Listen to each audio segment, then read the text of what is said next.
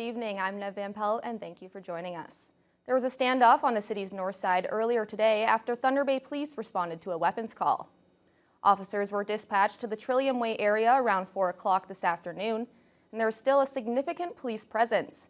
Members of the public have been asked to avoid the area until further notice, and police have requested that anyone with information contacts their investigators. Increasing the municipal accommodation tax is up for discussion at tomorrow's City Council meeting. It has been at 4% since 2018. The MAT has collected around $12.3 million in revenue for the city. It's charged to visitors to local motels and hotels and distributed between the City and Community Economic Development Commission. It's meant to support local tourism. Councillor Casey Atrini brought forward the idea of increasing it, believing it would benefit the city. It could be a big impact, and we have to remember what those dollars go to. So MAT goes to tourism.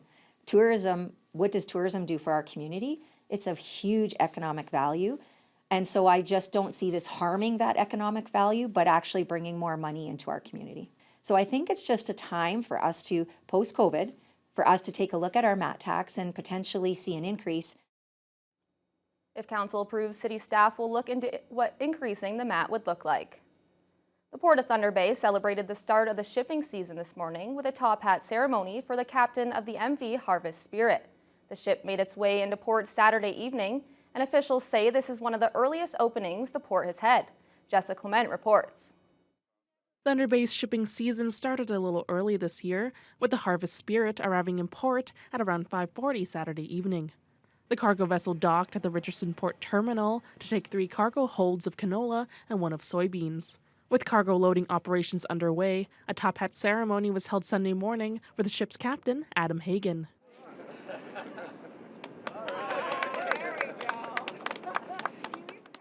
This is the second year in a row Captain Hagen was bestowed the ceremonial top hat. He says he's glad to honor the tradition again. I was a deckhand looking down off the ship a couple times when some of my captains would get the honor, and so to finally get it, it's funny.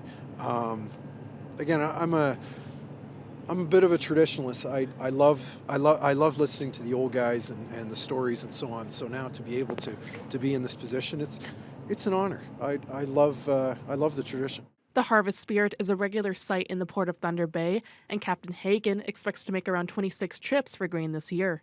He says Thunder Bay is their most important port of call. Putting grain through the Great Lakes not only adds to the tradition of over 100 years of shipping, but also it's a great economic engine. According to Port Authority CEO Chris Heikkinen, the arrival of the Harvest Spirit ties the record for the earliest port openings. He says he's expecting a positive shipping season this year. I've had a look at the first slate of vessels that are due to arrive over the next several weeks, and it's really strong compared to other seasons, at least for the start. It'll be, it always remains to be seen how things like the grain harvest play out over the year. You can't really predict that, but so far things are looking strong. Heikkinen adds that the port is expecting the first ocean-going ship to arrive sometime later this week. Jessica Clement, TBT News. Unionized workers with the City of Dryden are getting a 16% raise over the next 4 years. The city recently struck a deal with the union representing its municipal workers that will see a schedule of wage increases retroactive to January 1st. Without our employees, we can't maintain the services that our citizens expect, so I think this is a good deal for everyone. Dryden Mayor Jack Harrison says the city has been struggling with employee recruitment and retention. He points to the Public Works Department as being particularly susceptible to losing staff when major employers like the Dryden Mill are hiring. He's hoping the agreement will help make the municipality a more competitive employer. One of the challenges that we find in the city is the wage gap between our city employers and large industry.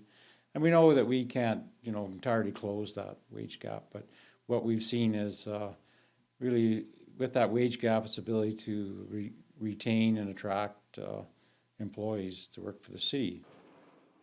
According to the union, the new deal is a very good contract. The union represents about 75 full and part-time Dryden employees. They'll be getting annual raises of 6% this year, 4% next year, and 3% for 2026 and 27. It was a very successful Juno weekend for a singer-songwriter from northwestern Ontario.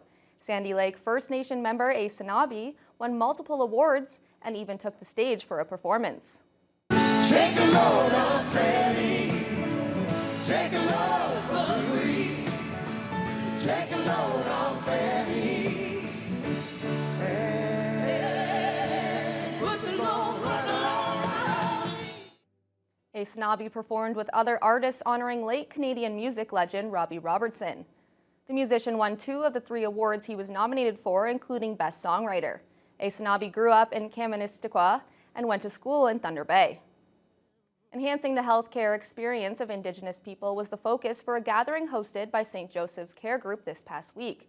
It's called Walking Together with Humility, and it brought together organizations and Indigenous communities from all over the region to come up with strategies to improve health service delivery in a way that works for Indigenous people. Josh Morano has the details. For 2 days, healthcare providers, community agencies, and Indigenous communities from all over the Northwest gathered at the Victoria Inn to strategize on ways to improve health service delivery for Indigenous communities. The event was hosted by Juno Awards, the Indigenous Healthcare Division at St. Joseph's Care Group. Vice President Paul Francis Jr. says they're looking at solutions that promote cultural safety.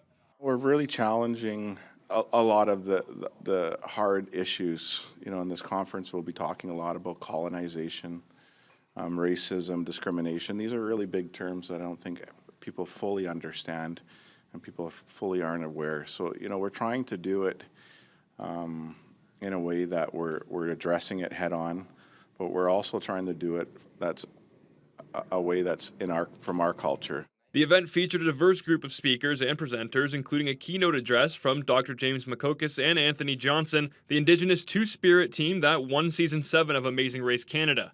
Makokis is a family physician at Kihiwin Health Services in Alberta and is one of the few doctors who combine traditional Cree and Western practices.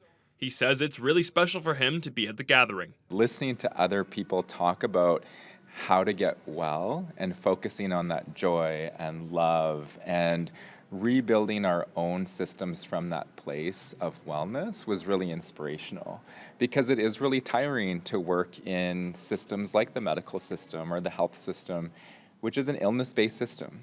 And it's reshifting our thinking to that place of kindness and compassion, which is found in our own ways of being as Inuak, as Indigenous people. Both Makokis and Johnson say they hope action and change can come out of the gathering, with Johnson adding there needs to be more consistent funding for Indigenous-led healthcare at publicly funded institutions. I hope that the leaders are able to understand what it is people need to bring indigeneity into the mainstream health system, and then actually put their money where their mouth is, literally. Because oftentimes what happens is there's a pilot program or there's a small stream of funding available, and then it goes away, and then all of the good things that happen as a result of that go away too. Josh Morano, TBT News. A local author is bringing back the Jingle Buddies to help kids understand and manage their emotions, this time with a journal, designed by Thunder Bay's Dave Mossman and his co-author Brian Nolet. The Jungle Journal allows young minds to identify and express their emotions daily. The journal can be purchased on Amazon or on thebuddies.ca. Each page has various prompts kids can answer, like what were the 3 best things about today, as well as a spot where they can draw what their day looked like. Mossman says the journal can help promote self-discovery, personal growth, and improve communication skills by letting children reflect on their experiences and learn how to identify their emotions. He emphasizes that kids need to develop these skills when they're young. We find that it's very important to express yourself through journal writing, especially at a young age, where kids can identify and express their emotions and understand really why they are behaving the way that they do and the way that they feel. So we find that our journals are very important for that, and kids can express themselves, and it also helps the parents to identify why their children may be feeling a certain way that they do. Mossman adds they want to get the journals out to as many educators as possible.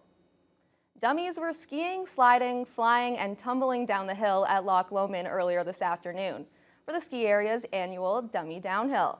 This year, the fan-favorite event saw 8 dummies of varying shapes and sizes tackle the giant.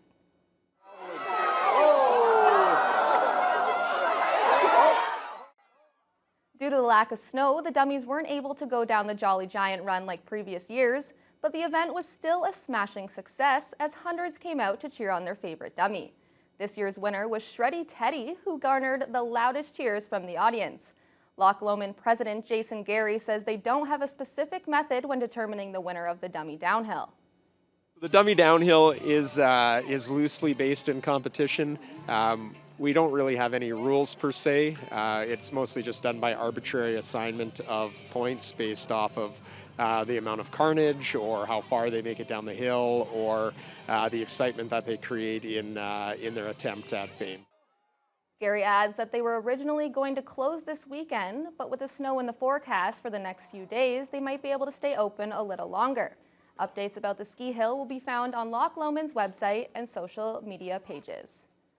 We're now joined by sports anchor Josh Morano. Now, Josh, a lot of fun happening on the ski hills, but also a lot of fun happening in the SIJHL over the weekend. I don't think I would have been Shreddy Teddy. I think I would have been the one that exploded and just fell down the hill. That's probably what I would have been like.